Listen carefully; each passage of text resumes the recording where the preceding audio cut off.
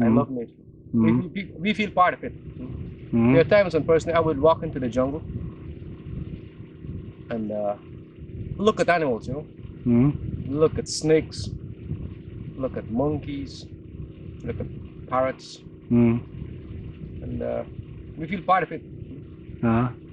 It's like we don't do like the North Americans, you know, when they kill a buffalo, they'll say the prayers, okay, God of the South and God of the North, and you know, thanks for this buffalo because he has given us our clothing or housing or food, everything, using the excrement for fire.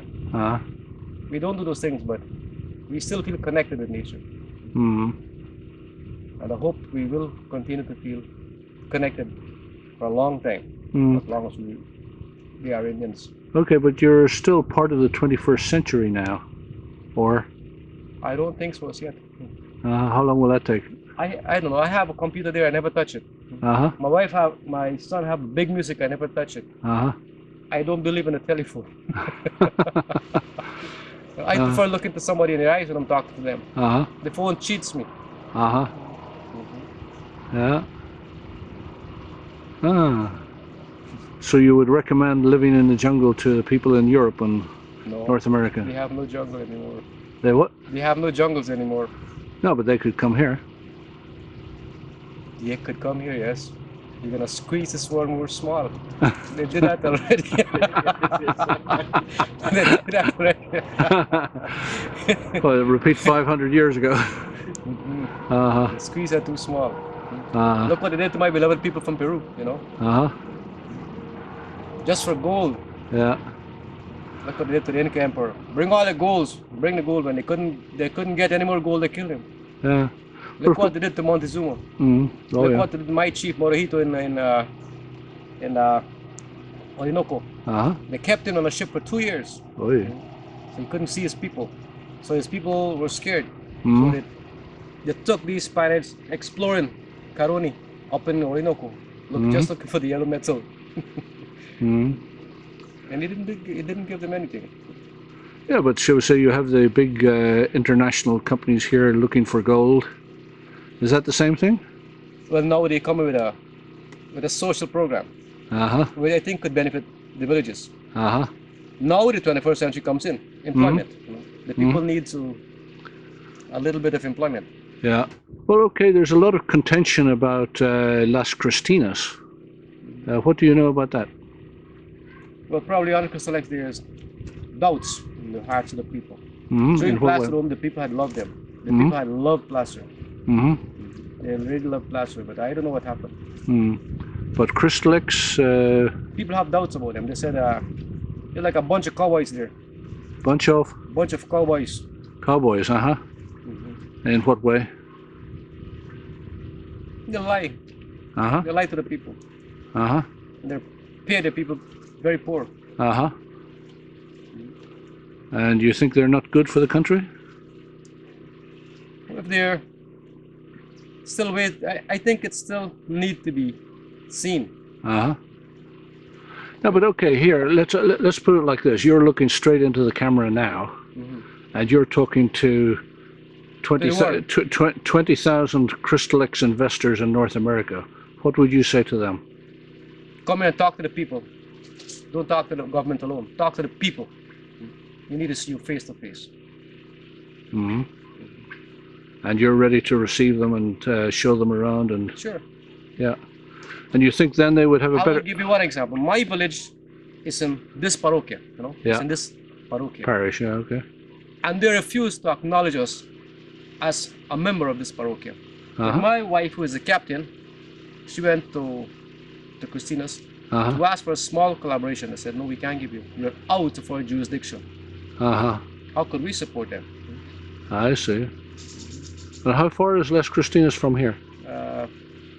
About less than 50 kilometers away. So still within the parameters, yeah. It's very near as far as I'm concerned. I visited Musselwhite in Canada. And I saw what they did to Indians very, very far. Hundreds of kilometers away. Yeah. They visited those people. So you have a kind of a brotherhood with the Canadian Indians? I always had, ever since I was a little child. Uh-huh. I had wanted to visit Canada. Uh-huh. And when I visited there, I felt like I was a son of God. Uh-huh. I felt that I was gifted.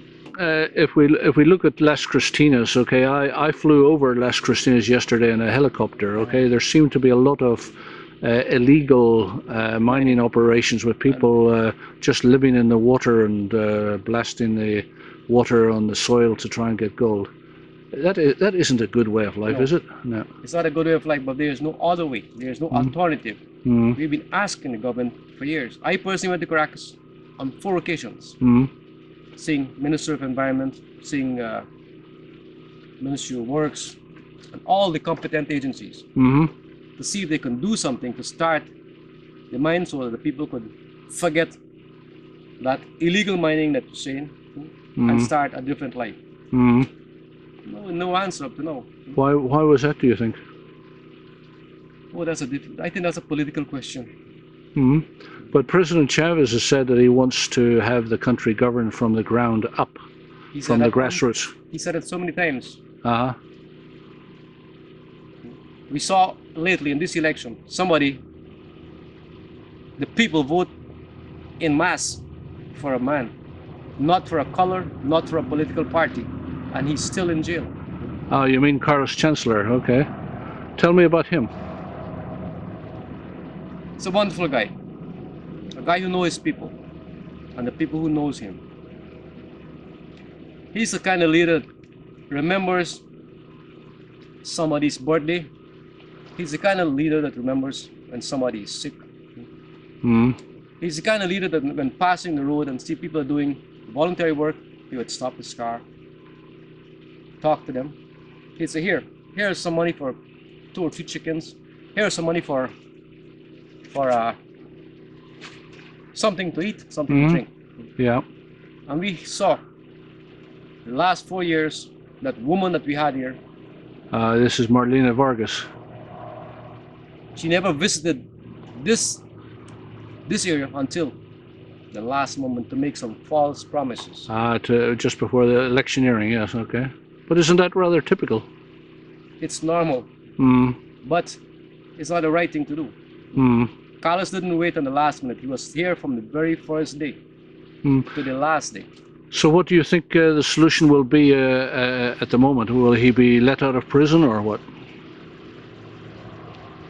I was 4 days in Caracas last week, trying to talk to as much people as we can to see if Carlos could come out and to do his work that he was elected for.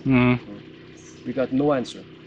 But should we say some of the transnational companies see him as a criminal who has caused a lot of problems for them?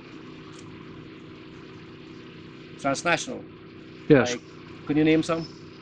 Well, okay, Crystallex, Las Brisas, Gold Reserve. He never had problem with Breezes. But Crystallex? It is said that he is the one that caused everything, all the problems for Crystallex. How? I don't know. I've never investigated that far. But what I know is that the people love him, and they prove it by their votes. 86% of the votes he got, the highest in percentage in this country. But it's a political problem, I think.